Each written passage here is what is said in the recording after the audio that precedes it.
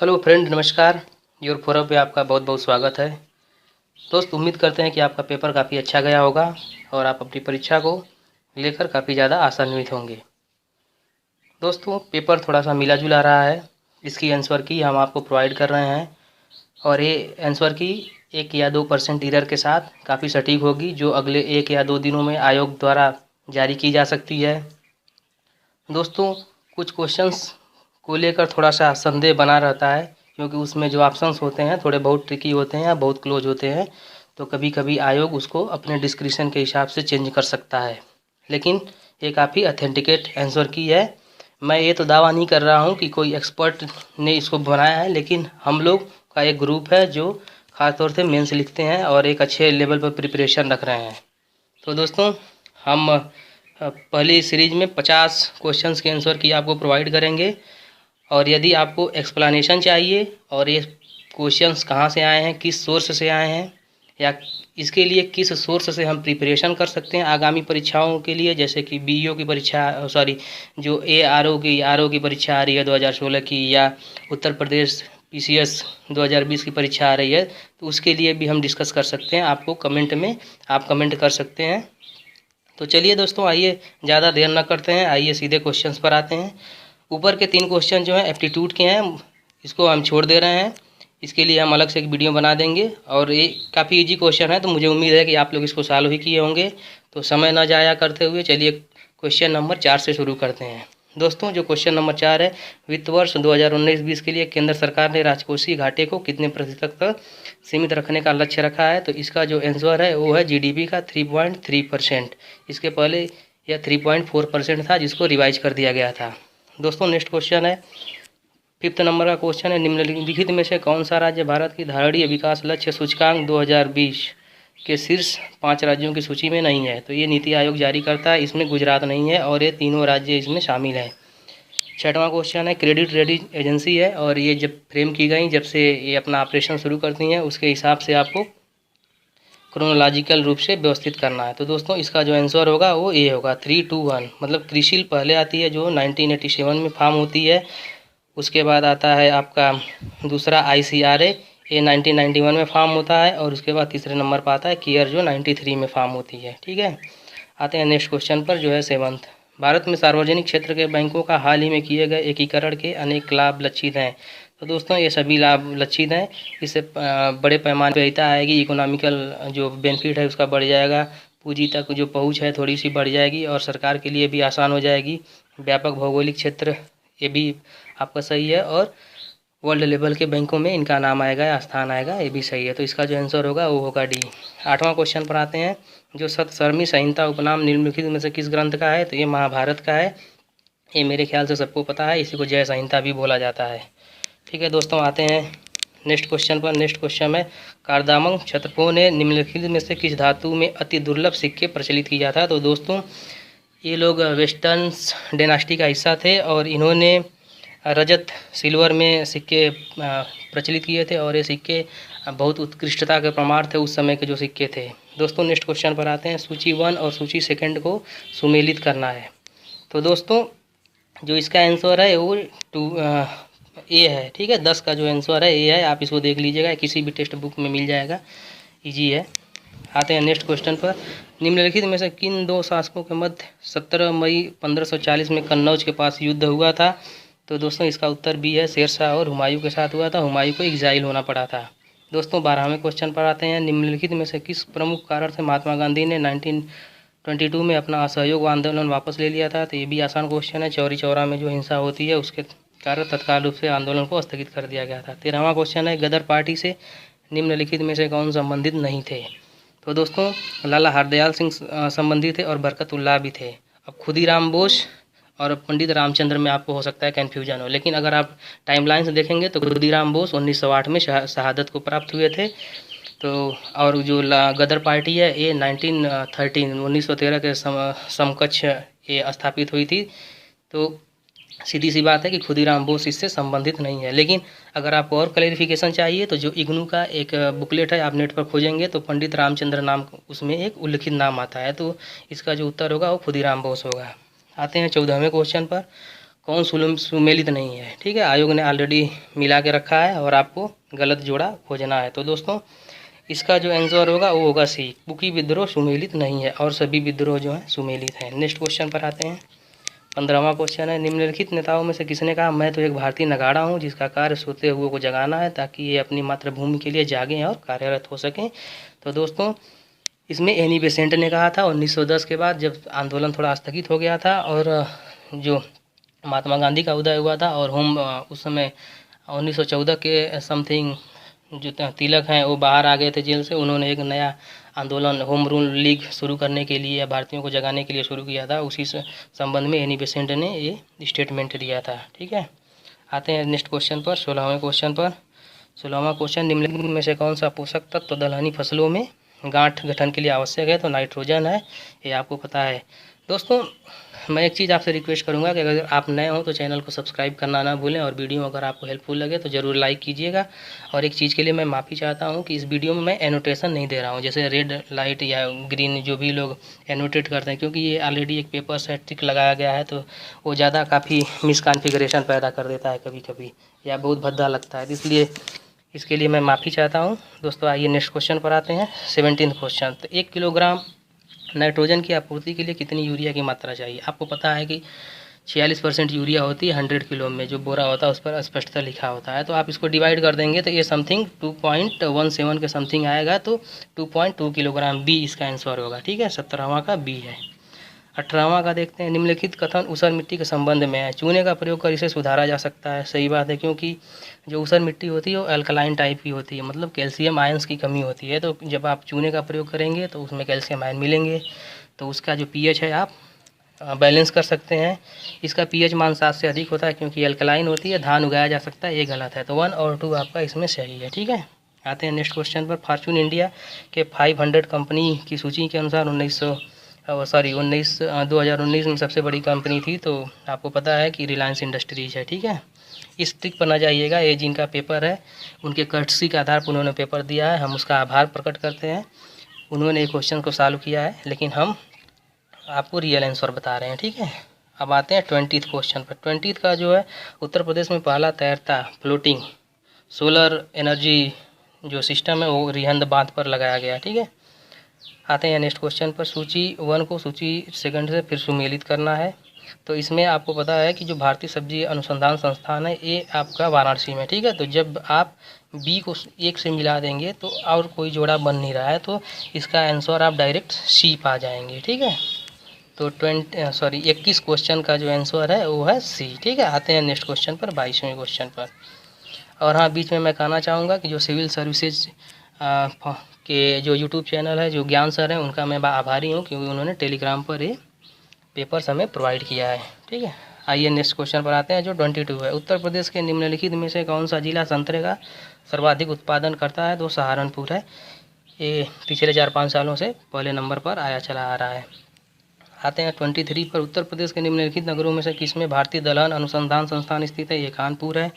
24 पर आते हैं। ठीक है, उत्तर प्रदेश के बारे में निम्नलिखित कथनों पर विचार करना। मल्टी स्टेटमेंट क्वेश्चन है। यह देश में सर्वाधिक दूध उत्पादक है, ये सही है।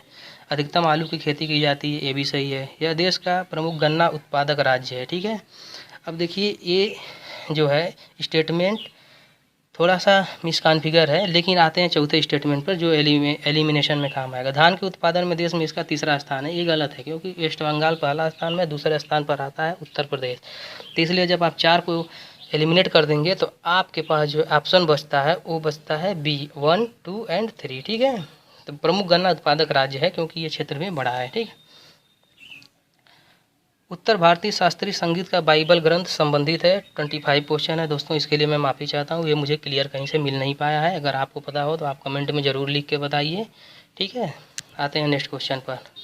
निम्नलिखित 2 कथन है जिनमें से एक कथन ए तथा दूसरे को कथन आर कहा गया, मतलब स्टेटमेंट अजर्सन टाइप का क्वेश्चन है। तो अस्पृश्यता संरचनात्मक हिंसा का सबसे खराब स्वरूप है, ये आपको पता है। ठीक है, अस्पृश्यता के चलन का आधार धार्मिक स्वीकृति है। तो जो वर्ण व्यवस्था है उसकी भी एक तरीके से जो स्वीकृति है वो धार्मिक आधार पर ही है। तो इसका अगर स्टेटमेंट आप देखेंगे तो बी और ए दोनों हो सकता है। आयोग के ऊपर है कि इसको क्या माने। मेरे ख्याल से जो ए है वो सबसे बेस्ट व्याख्या है। ठीक है, बी भी सही है लेकिन अभी आयोग के ऊपर आप देखिए क्या मानता है।